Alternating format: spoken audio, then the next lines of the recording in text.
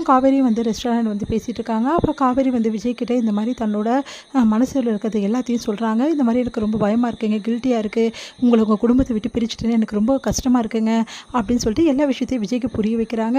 விஜயும் அதை புரிஞ்சுக்கிறாரு. கவலைப்படாத காவேரி, நிஜமாக சொல்கிறேன், தாத்தா பாட்டி நம்ம கூட இருப்பாங்க, நிஜமாக இது நடக்கும் அப்படின்னு சொல்லிட்டு அவங்களுக்கு ப்ராமிஸ் பண்ணுறாரு. நம்ம அங்கே கண்டிப்பாக போகலான்றாரு. இதை கேட்ட காவேரியும் நிம்மதி அடைகிறாங்க. அடுத்து வந்து காவேரி வந்து விஜய்கிட்ட என்னங்க எங்கே கிளம்புறீங்கன்னு, திடீர்னு தாத்தா பாட்டி பார்க்கலான்னு போகிறேன் அப்படின்னா நானும் வரேங்கன்றாங்க.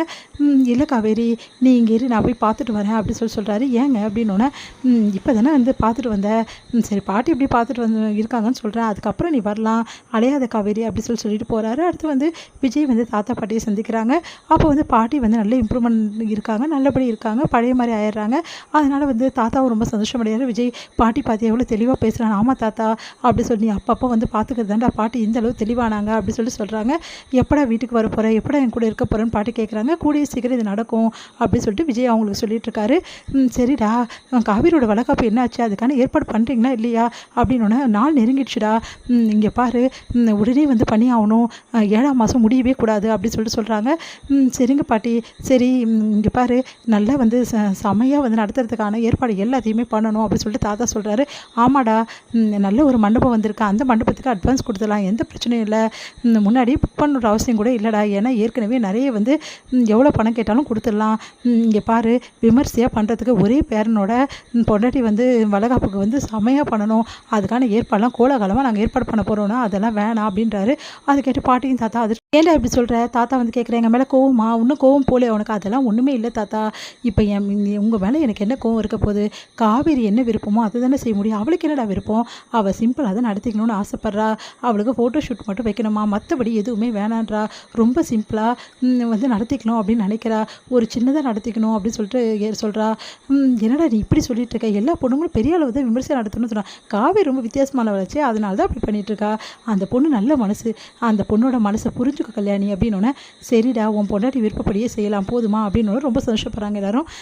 இன்னொரு விஷயம் இருக்குது, நம்ம வீட்டிலே செஞ்சிடலாம், நம்ம வீட்லையா அப்படின்னு, ஆமாம் என்ன அந்த வீட்டில் செய்ய முடியுமா, அந்த வீட்டிலலாம் வேணாம், நம்ம வீட்டிலே செய்யலாம், அதை அவங்கக்கிட்ட இதையாவது ஒத்துக்க சொல்ல அவங்கக்கிட்ட அப்படின்னோடனே, சரிங்க பாட்டி, சரி தேவையான வேறுபாடெலாம் நாங்கள் பண்ணிடுறோம், நீ அவங்கக்கிட்ட சொல்லிவிடு சாரதா கிட்டேன்னு, சரி அப்படின்னு சொல்லிட்டு வராரு வீட்டுக்கு. வீட்டில் வந்து நடந்த விஷயத்தெல்லாம் சாரதா கிட்ட சொல்கிறாரு. சாரதா ரொம்ப சந்தோஷப்படுறாங்க. ஏண்டி காவேரி, உன் அக்கா எப்படிலாம் ஆசைப்பட்டா, ஒட்டியானம் வேணும்னு ஆசைப்பட்டா, பெரிய லெவலில் பண்ணணும்னு ஆசைப்பட்டா, பந்தல் பொண்ணாசை என்னென்ன பண்ணா, அதனால் அந்த பையன் எவ்வளோ கஷ்டப்பட்டார், ஆனால் நீ என்னடி இப்படி இருக்க, காவேரி எப்போவுமே அப்படி தானேன்னு சொல்லிட்டு காவேரி பற்றி ரொம்ப புகழ்ந்து பேசிகிட்டு இருக்காங்க. இதெல்லாம் பார்த்து கங்காவுக்கு வயிறாக எரியுது, இவன் இப்படி பண்ணிகிட்ருக்கா அப்படின்னு சொல்லிட்டு அடுத்து வந்து வளகாப்புக்கு எல்லா ஏற்பாடும் பண்ணிடுறாங்க. வளகாப்பு நாளும் வந்துடுது. எல்லோரும் ரொம்ப சந்தோஷமாக வளகாப்புக்கான வந்து விஷயங்கள் எல்லாம் ஒன்று ஒன்றா பண்ண ஆரம்பிக்கிறாங்க. காவேரி ரொம்ப அழகாக இருக்காங்க. அவங்களுக்கு வந்து எல்லாருமே வந்து சந்தோஷமாக வாழ்த்து சொல்லிகிட்டு இருக்காங்க. இங்கே வந்து கங்காக்கும் யமுனாக்கும் பயங்கர பொறாமையாக இருக்குது. அவங்க கிட்ட கூட போகாமல், ஒரு அக்கா தங்கச்சிக்குன்னு கூட இல்லாமல், காவேரி மாதிரி இல்லாமல் என்ன பண்ணுறாங்க, தனியாக போய் நின்றுட்டுருக்காங்க. ஓரமாக போயிட்டு யாரோ வீட்டு ஃபங்க்ஷனுக்கு வந்த மாதிரி நின்றுட்டுருக்காங்க.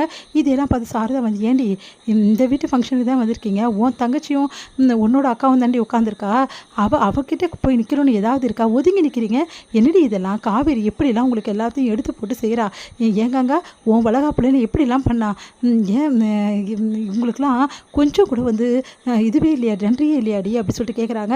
இங்கே பாருமா, இங்கேயும் வந்து ஆரம்பிக்காத, நாங்கள் அமைதியாக தானே நிற்கிறோம், உன் வேலையை போய் பாரு, உன் ஆசை பொண்ணை கொஞ்சம் வேலையை போய் பாரு அப்படின்றாங்க.